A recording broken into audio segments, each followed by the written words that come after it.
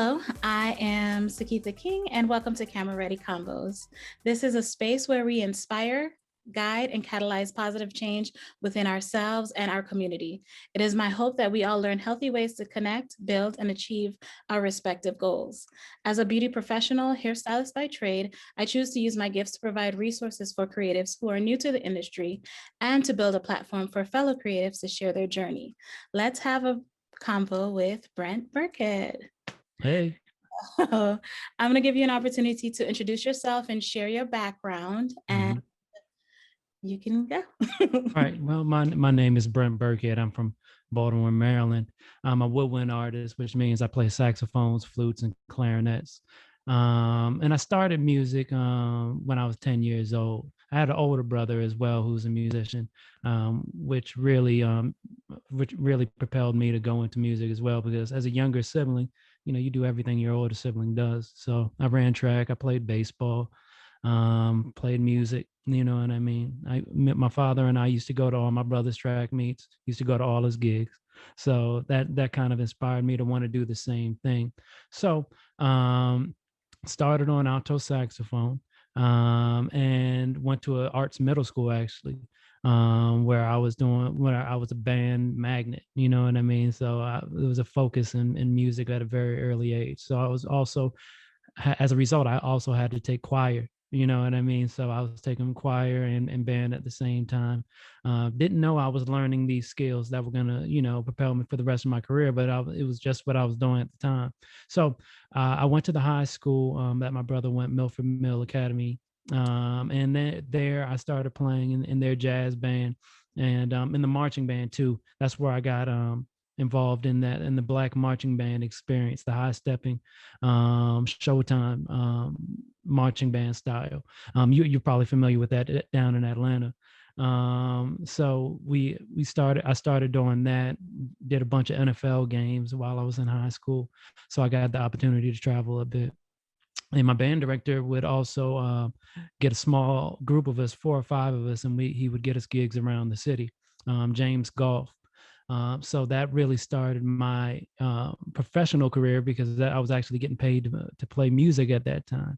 And for me, music was an easy way for me to socialize, because I was growing up, I was the quiet kid. Nobody even knew I talked, you know what I mean? Except for the people that were close to me, So I was that kid, if you can imagine. So music was an easy way for me to socialize. As a result, I really put a lot of time into it. This happened even further when I started going to Howard University when I was 18 in Washington, D.C. My first year was rough because socially, I wasn't as developed at that time. So I was in like an upperclassman dorm. I wasn't in the freshman dorm. So I wasn't in class with any of these people I was in the dorm with, you know what I mean? I had my own room. So that made it even worse. But at that time, I really threw myself into the practice rooms. So I was there all night, practicing, trying to get better at what I said I wanted to do. And that was a real turning point for me, because when you realize you invest that first big chunk of time into something that you love, you get to see results really fast, and that can really inspire you to go forward. So freshman year, good. Sophomore year, I joined a music fraternity, which is called Phi Mu Alpha Symphonia, which helped me further socialize into college and really have a better experience, not just musically but socially as well. So I did that. I was president of that fraternity at that time. While I was in college, I was in the jazz band. I was in I was in every band I could be in, just so I could get as much experience as I could. And I went to Howard for my master's as well. While I was at Howard, I got to travel out the country for the first time. I went to Japan. I went to Poland while I was in grad school. I went to Africa, made my first trip to Africa as well. I went to Cameroon, which was really a life-changing experience. And from there, I got a lot of great contacts at Howard University directly. And while I was at Howard getting my master's, I started teaching at a school called Hardy Middle School. And I spent 3 years, 2 years while I was getting my master's, and 1 year after that. So that was kind of my beginning as far as an educator in that capacity. After I left DC, I went to New York, and I was in New York for 8 years. Just cutting my teeth again. You know what I mean? Going to, of course, practicing a lot, going to all these sessions and meeting all these people that I'd listened to for years. You know what I mean? New York is a special place in that you can meet all of your heroes right standing right in front of you. You know what I mean? All of them are right there. And that's kind of inspiring too, because to realize that the people that you've looked up to all these years, these superheroes, have gone through the same process that you have. You know what I mean? And that just makes you reaffirms what you're doing. It's like, if they did it and they've been able to get this type of success, or whatever success means to them, then I can accomplish that thing too. So I spent 8 years. During those 8 years, I played with a bunch of different people, ranging from Lauryn Hill. I toured with her for about 3.5 years. I played with Nas, Eric Benet. I've had the opportunity to play with luminaries like Larry Graham from Sly and the Family Stone. I've been able to play with Earl Clue, Wale, and a cast of other people, Cheryl Pepsi Riley. And I've been able to share the stage with them and do TV performances, and travel overseas a bunch. And Now we're in the pandemic. You know what I mean? While let's go back a little bit. Like my first year where I was touring with Lauryn Hill, I recorded my album, my debut album, Birckhead, and that propelled me into another direction as well, which would have only happened if I gotten that experience, seeing how things worked with those bigger acts. Because sometimes you have to learn your lessons from the leaders that you've come in contact with, whether it's a good experience or a bad experience. You have to take the good and the bad, and and use it for whatever you're going to do to propel yourself forward, to propel your community forward, or your ecosystem forward. You know what I mean? It could just be you and your spouse, or it could be you, your spouse, those um, a generation behind you that's looking up to you to make the right decisions. You know what I mean? Yeah. And whatever you do, they're gonna follow. And the same thing when I'm looking up to my mentors. I'm looking to them to see what the next move is. Sometimes, you know what I mean, to make sure that I'm going in the right direction. So that we're here now. That's awesome. All of that sounds really good. So I think there were like three things that resonated with me with everything that you just said. Education, Mhm. experience, and mentorship. Mhm. So your education, I actually lived in Baltimore. This is funny because I grew up in the Virgin Islands, but Mhm. I became an adult in Baltimore. Right. Right. So, or the DMV area. Mhm. So that has pretty much shaped all of my adult experiences and everything that I've learned to move forward in life. Mhm. So the things that really resonated with me as you were speaking was education that allowed you to move into spaces that you normally would not have had the opportunity to do.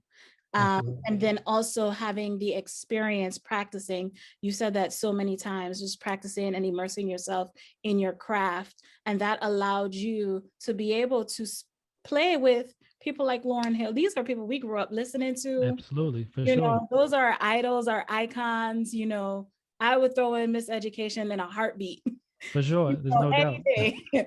And to know that, between your education and practicing and just putting yourself in those spaces allowed you to grow and then shaped and kind of pushed your trajectory in a way that you wanted, and not necessarily in a way where things were just happening to you.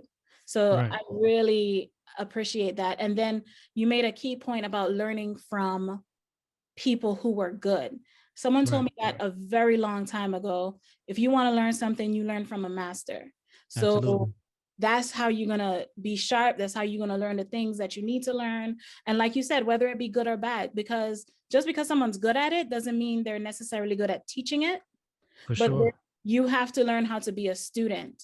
So you Oh have to man. know how to really pay attention. Okay, they set up their stuff like this. I'm gonna set up my stuff like this. Absolutely. You know, Man. the devil's in the details. So, oh, they have these conversations. These are questions they ask. Well, I'm gonna ask those questions too. You know, so even if the experience, you can't put it in a category of it was great or it's bad, or sometimes you can, but what it is, the purpose is for you to take away and be able to give it, push it forward. So I love everything that you just said.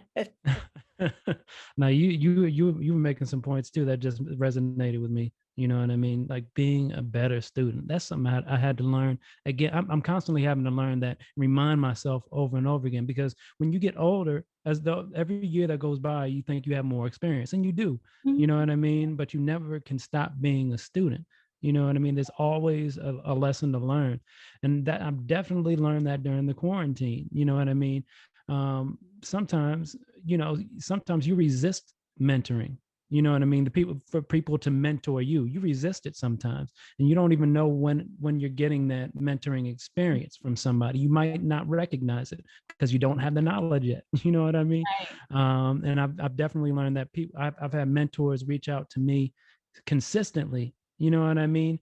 And just give me little gems every now and then. Like, here, take that. And maybe years ago I wouldn't have recognized it as a gem. You know what I mean? But now I'm forcing myself. I have to remind myself. I'm like, be a better student. Stop making excuses. Be a better student. And in that I've realized, in being a better student, is that it's not bad to be a beginner at something. You know what I mean? Or go back to the beginning stages to remind yourself why you're doing the things that you're doing. You know what I mean? One of the things that have come out of the pandemic for me is to get to really get back on a specific regimen, just in general, but of course in practice, refining my daily habits to make sure that my daily habits have a purpose. And since they have a purpose, I can do them with a thankful spirit. You know what I mean? I can just say thank you for letting me do these things that I'm supposed to be doing for myself. Of course, we have to establish those things for ourselves. So what are the things that are going to be good for us? I need to go to bed at a decent time. You know what I mean? I need to wake up, and I need to stretch, and I need to go for a walk to get my mind working right. So these are things that I've established for myself. You know what I mean? I got it. I operate better when I meditate, even if it's just for 10 minutes. I just operate better, and I can tell when I don't. you know so I've really had the opportunity to refine that, during this quarantine. For that reason, it's definitely been better for me. You know what I mean? It's because everybody's not having the same experience during Right. this quarantine. And if you have habits that don't necessarily serve you, it could be, it could be the opposite experience. It could be a living hell. You know what I mean?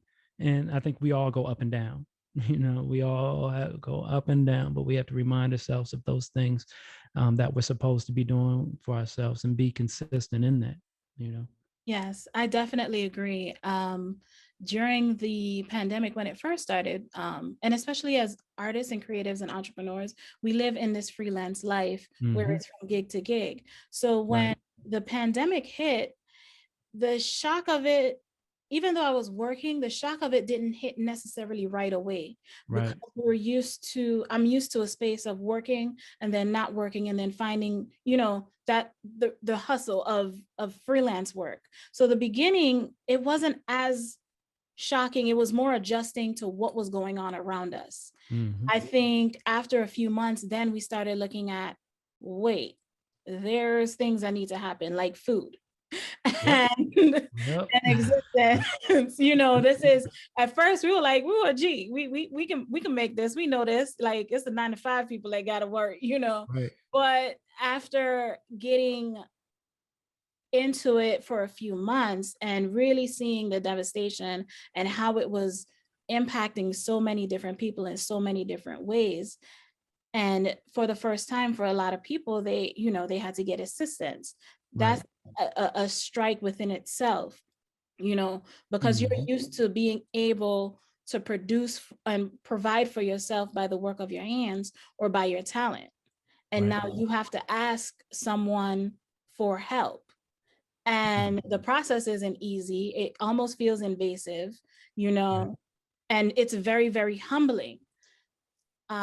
So that process, and then it carried over into almost a year. So as the top of the year, I'm in Atlanta now, and we were a little bit more moving around a little bit more than the rest of the country, so to speak. Atlanta And was wild. It was wide open. yeah, Wide. it was a lot going on. A lot was going on in positive and a different space. I'm not gonna say it was negative, but I'm gonna say it was a different space for whoever.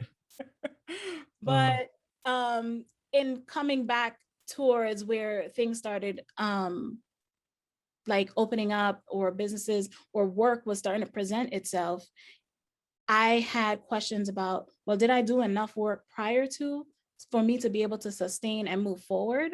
Like, right. is this the end, or is it going to be, is this a continuation? And it really pushed me to starting doing things like this, which is something that I've been thinking about.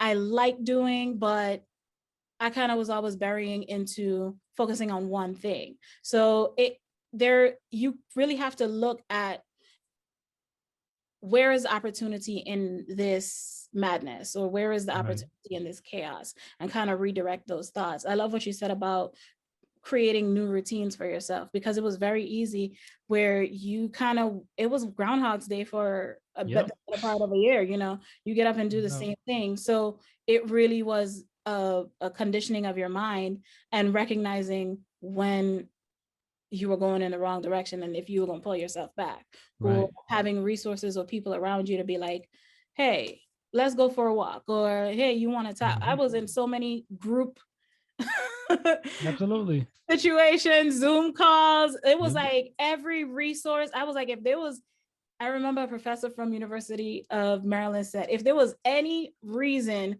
for me to act a whole fool about my stability, it would be then.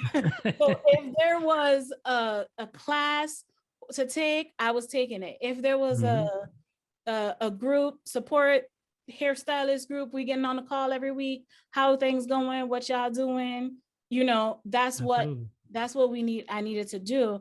And when I started talking to other people, I realized they're going through this too.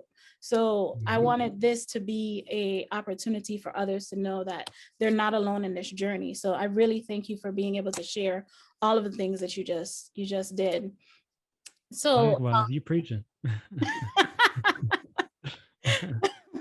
so you talk about your regiment and things that you do. How do you recommit to the process, like on the days that you don't feel like practicing, or on the days that you just feel like, ugh, Well, do you how do you those make days, I mean, if it's that bad, then I'll rest. I'll rest, but I plan rest. You know what I mean? I think that's the difference. Sometimes I used to go hard, like hard every day, all day. But now, since the pandemic has happened, I plan my rest. I don't practice on Saturday or Sunday. You know what I mean? I don't exercise on a Saturday or a Sunday. You know, I don't. I'd still wake up, but I'm not. I don't commit to my regimen on those days, except for like maybe meditation or something like that.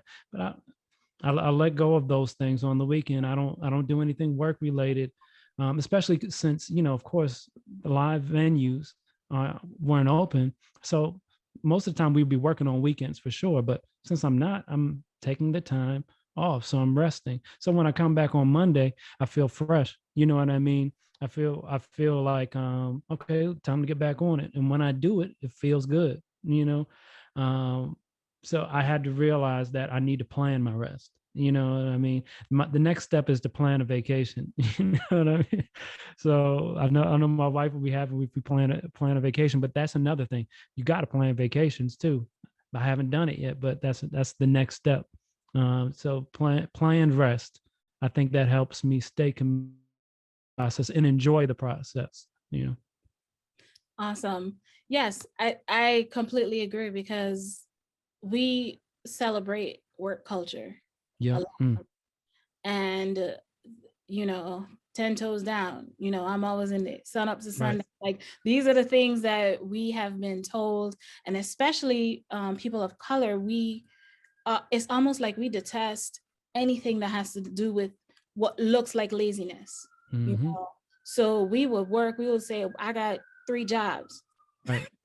Right. You know, I got 2 jobs. And I remember doing that, telling people, yeah, I'm on my Caribbean hustle. I got 2 jobs. I go to school full time. Like these are Right. the things you Right. did when you were younger. And it's just pretty much like the pandemic allowed you to stop and Absolutely. realize everything that you were chasing before may not necessarily, you know, outside of actually people getting sick and having adverse, you know, even death, these things weren't necessarily necessary for our survival. And Absolutely. then it brought forward a lot of things to the surface. You know, you need to be around people, you need to be Mm-hmm. loved, you need touch, you need, Right. you know, communication, talking, you know, venting, Right. rest. Right. You know, you need True. to rest. And for us, rest would come with sickness. Oh, I gotta pull, I Absolutely. gotta stay home. Mm-hmm. Now, by the time you get sick, you done passed your place. Your Exactly. body has shut down for you, Mm-hmm. you know, and your mind should be in control of that. Your body should be responding to what your mind is telling you, not the Mm-hmm. other way around. So I That's I it. completely celebrate that. Oh, definitely. I celebrate That's that. it. Totally, man. Sometimes we overwork ourselves. And there's a story. There's a big muscular guy, and there's one scrawny guy, skinny scrawny guy. And their challenge is to pull all the hair off the tail of a horse. You know what I mean? So the big muscular guy grabs the whole tail and pulls as hard as he can over and over and over, nothing coming off. The scrawny guy takes off a hair one at a time, slowly but surely. All the hair off the tail comes off, while this big strong guy is still trying to pull the whole tail. You know what I mean? You have to pace yourself sometimes. You don't have to do all the grunt work up front. You know what I mean? It's like take your time and make sure the job gets done. You know every single step. You know what I mean? Don't be afraid to take every single step to get to the goal that you want to get. You know, I think that's what I got from that story. And it sounds like a similar thing. You know, you look back at yourself like I didn't have to. I don't have to work that hard to get that same result. You know, I think that's definitely been a lesson within this pandemic. Yes, giving ourselves some grace to grow. Yeah. Right. So, are there any like you said you mentioned having mentors and different things. What piece of advice has a mentor given you that you always go back to, or it resonated with you so well that it stays with you? And are you okay with sharing that? Oh, absolutely. Well, most recently, it has something to do with what I just said. Not being afraid to take every step. One of my mentors just sometimes can be very short. He just says, "Keep going." You know what I mean? It's like, God, like really? Like keep going. Like very simple, you Yes. know, but it's true. And when you look around, you see a bunch of people stopping, you know, right before they get to that thing that they want, you know, or they say that they want, you know, Mm. just keep going. There's no stop to this. You know, you have to enjoy it too, but keep going. And like I said before, don't be afraid to take every step. There's is sometimes if you skip steps, you're missing some of the lessons that are going to propel you forward into the next place in your life. So don't be afraid to take every step. And I take that I'm trying to take that into everything that I do. Don't be afraid to take every single step to get to what I really want, especially even with practicing. Like sometimes I just have to hold out notes, nothing complex. I just need to hold out notes um, to get a good sound. One Mhm. note. It's not difficult. This is where you started. You know what I mean? Go back to where you started to remember where you're going and why you're doing the thing that you're doing. So it's, I think for me, that the practice, that the discipline is a religious experience in itself. You know what I mean? Mhm. So that's what I've gotten from these lessons from my mentors. You know. Keep going. That is very true. Um, you mentioned something about people saying that they want, but they stop. Mm-hmm. And it is very crucial to be able to identify when you are self-sabotaging, Right. Right. especially when you're chasing your dream. So how do you identify, or what level of discernment do you use when you are in a process and you say, hey, is this me? Is this a left or a right, or am I just creating this obstacle for myself? That's tough. That's real tough. Because I find myself challenged with it all the time. Of course, my wife would tell me straight up. You know what I mean? You BSing. You know what I mean? Stop. Shooting yourself in the foot. So I have to go. I have to ask myself. She got into a shit. Oh, for sure. Oh, no doubt about it. But I Yes. can't say nothing about her. Not nothing. She don't allow it. No, but seriously, I'm serious about that too. But um, yeah, she'll definitely call me out. So I have to go through a process myself and realize, is this something that I want to do?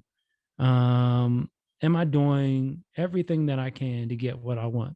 It's like a checklist to make sure that I'm not BSing. Did I do what I said I was going to do? And that's mostly what it is.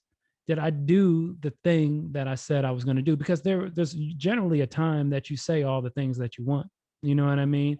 Mhm. And if you're in the doing this, are you doing those things that you said you were going to do to get that? Are you going to practice all during these hours? Are you going to write music during these hours? Are you going to send these emails during these hours? So you have some sort of checklist. Did I do these things? And if I didn't do these things, then I'm shooting myself in the foot. I didn't do the things that I said I was going to commit to. um, so that's one way, creating that checklist. But also my students also remind me of the things that I may be doing. You know what I mean?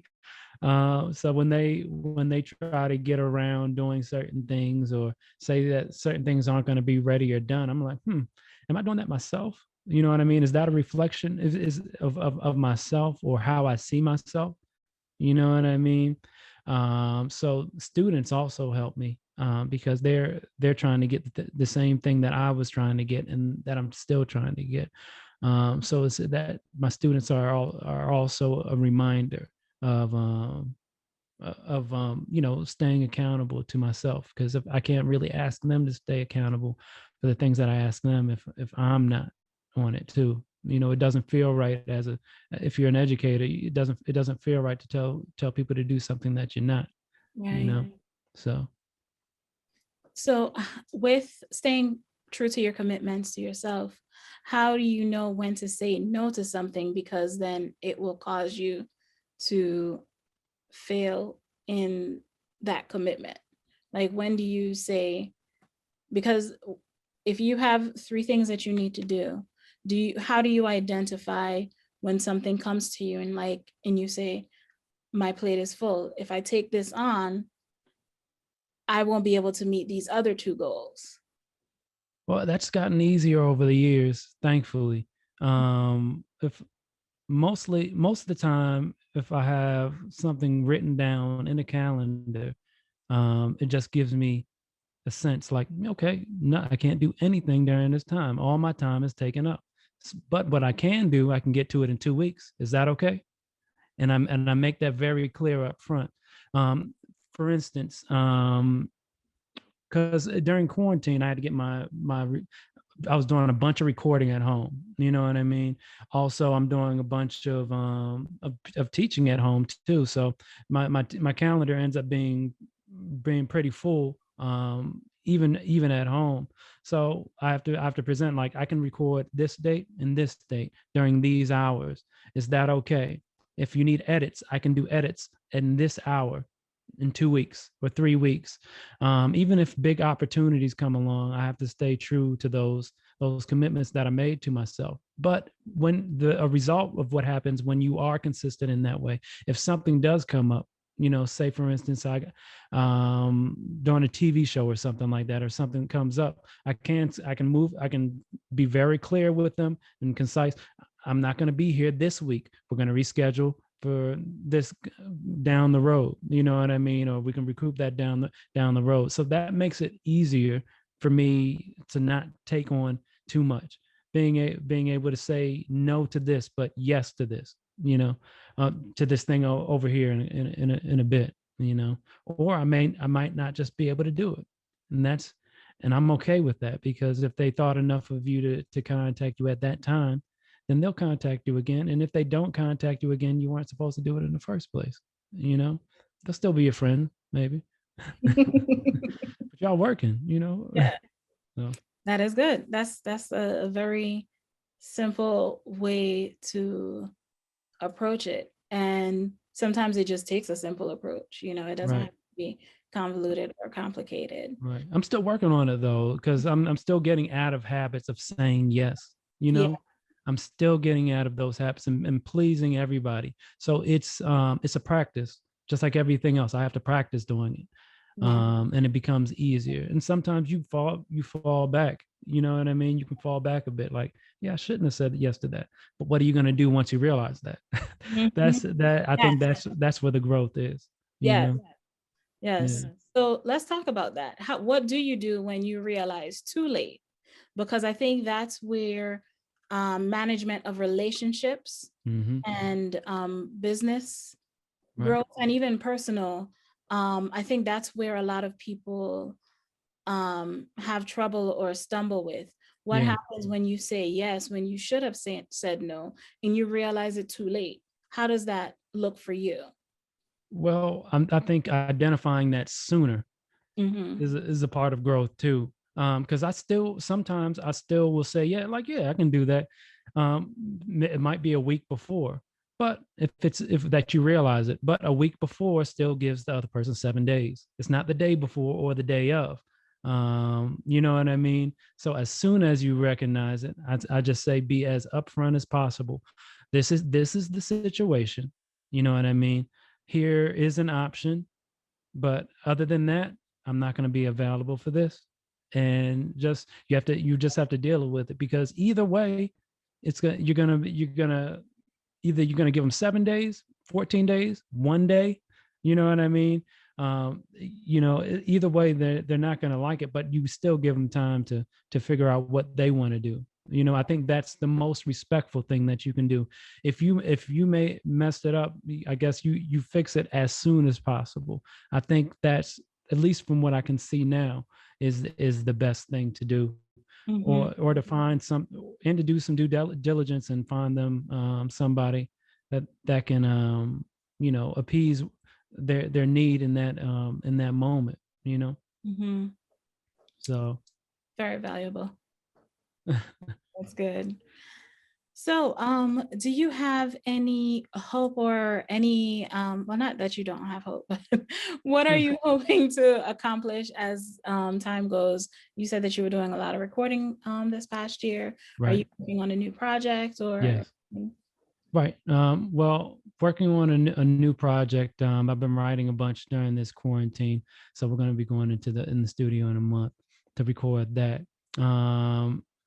Now, in the future, I still want to retain this at home um, private lesson structure that I've created during quarantine, because that's also another way that you can connect with people and connect with a new generation of an audience too. You know what I mean, personally, and you can inspire them. So I definitely want to keep this the online teaching going, which is a great way to drive revenue at home, which is a good thing for me. I tend to like being at home during this time. I learned to like it.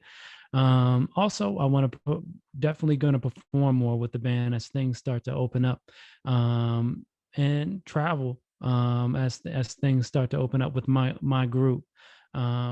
That's before the pandemic. That was my main focus because I'd stopped touring with Lauren in 2018, released the album in 2019, and from then I started focusing on my own group more. So we're gonna continue to book venues and festivals. Um, I also want to put out this year a etude book or a workbook for my students that can be consumed, digitally or in hard copy form, and start that revenue stream as well. So that's also been in the works. Um, and that's what the next year is looking like to me. Mhm. There's things that are going to pop up, but I can pretty much tell you now from day to day what's going to happen, and that feels way better. You know what I mean? Even in 2 years, I can say probably Tuesday, Wednesday, Thursday. I'm probably going to be doing teaching during those days, so I can plan things years in advance now that I couldn't do that before. You know what I mean? And I didn't see it like that before. If somebody gave me a date for 2022, I'm like, I don't know, maybe, but now I can say, yeah, okay, we can plan for that, you know. That is So awesome. That's interesting that you say that because in the opera, because I work at the Atlanta Opera, mhm, and those singers, they book a whole year, 2 years in advance. They'll be like, "Yeah, I'll be in right, Germany in 2022, right, March to September," and I'm like, absolutely. That's "Next dope. week, That's the I will goal. be." Right, right, So being at that, and these are world renowned, like that's when you know that you have elevated and you are getting into living how you want. Like right, this is right, where, you're sailing and you're like, okay, all of this that I've been doing and everything that I've done, the hard, the good, the bad, everything is now, just playing out the way you want it to, and you have to absolutely, say in it. You get to say it without someone having to tell you. So right, that's freedom. That's right. It freedom. is. That's freedom. Yeah, yeah. That's the goal. I think. You know what I mean. One of the goals, I'll say. So What are you looking forward to in on as far as getting back on stage?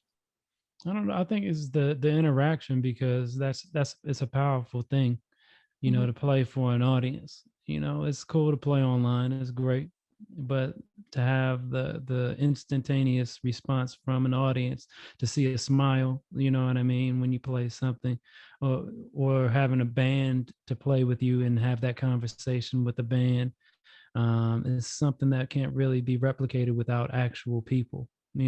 So I'm looking forward to being able to have that experience again, the experience that kind of got us into this thing, into performing live, because that's been sorely missed. I think we're going to be most of the musicians are going to be more grateful, and thankful, and the performers just in general are going to be more grateful, and they're going to treat the craft hopefully with a higher respect, because I know after a certain amount of time doing something, we don't necessarily respect it the same way that we did when we first began. You know, so I've tried to stay thankful in all of this. You know what I mean? Even sometimes I'll be looking at my instruments. I'll be like, oh, thank you. I'm grateful that I'm able to have these tools. You know what I mean? Thank you that I to be able to do this thing that I actually love to do. So I think that keeps you in good spirits. So I'm really looking forward to getting out in front of people. You know. Awesome. Awesome. So we're getting closer to um, time. So what is something that you can say that you have been most grateful for this past year? To be home and be close to family, you know what I mean, is has been great to get to give my parents a chance to know me as an adult, you know what I mean, has been very special, you know what I mean, and I've enjoyed that process too, you know, because sometimes you're gone for so long and things stay the same, but you see everything differently, you know what I mean, and I'm grateful to have that sight, or at least a glimpse of what that looks like and feels like. So overall, that's been the biggest thing that I've gotten from this, besides the habits. You know what I mean? Just being able to be around family has been has been really good, and you know, I've I've I've enjoyed not having to go anywhere. You know, I know I I know agree. that sounds weird. Agree. Yes. That you said allowing your family to get to know you as an adult. And Mhm, that is, you sparked something because I was able to go home for a month mhm. and I had not been home to St. Croix for that long since I left when I Wow, was 19 years old. wow. So, yes, my family got to see me and I got to know them as an adult with the Mhm, experiences, with the lessons they taught me, and they saw how that played out. So, I'm glad that you said that because I cherished that trip, but it made it even that much more special because I got to be with friends and family for an extended amount of time without having to, rush back. right, Oh, it's 2 weeks, 2 days, 3 days, right. so thank you for saying that. I know it's a special thing, you know, I think we Mhm. just have to remember to be in that moment. I know, one of my friends, at my wedding, he was like, "Yo, be in the moment," you know what I mean? Take a look, just take a second to take a look around, you know, all these people, you know what I mean, are here for you, you know, in some sort of way. And these are the people that have always been here for you, Mhm. which is pretty special, you know. So I take that experience and try to, you know, put it into play into other things in my life. And I'm still like I keep saying this, but I have to practice it. You know what I mean? Because you can get out of practice. You can get out of the practice of gratitude. You know, and it can have the opposite effect on you. So I'm I'm I'm doing my due diligence to stay on the path of gratefulness. You know. Awesome. Awesome. So let's go ahead and wrap it up. I want to thank you so much for taking the time out to have this conversation with me. It has been awesome. You dropped so many gems. I hope that everyone who listens and watches gets every little seed because I know when I rewatch, I'm like, oh snap, that was deep. So I'm actually really looking forward to being able to rewatch the conversation for anything that I missed because I know that there might have been I need to hear some of these things twice. So it is so awesome to have you. Thank you so much. Well, thank you. I'm very grateful to be on here. And you've been preaching this whole time, so you know, I'm glad to be able to share this space with you. And you decided to have me on here. So much love. Blessings, blessings. Thank you.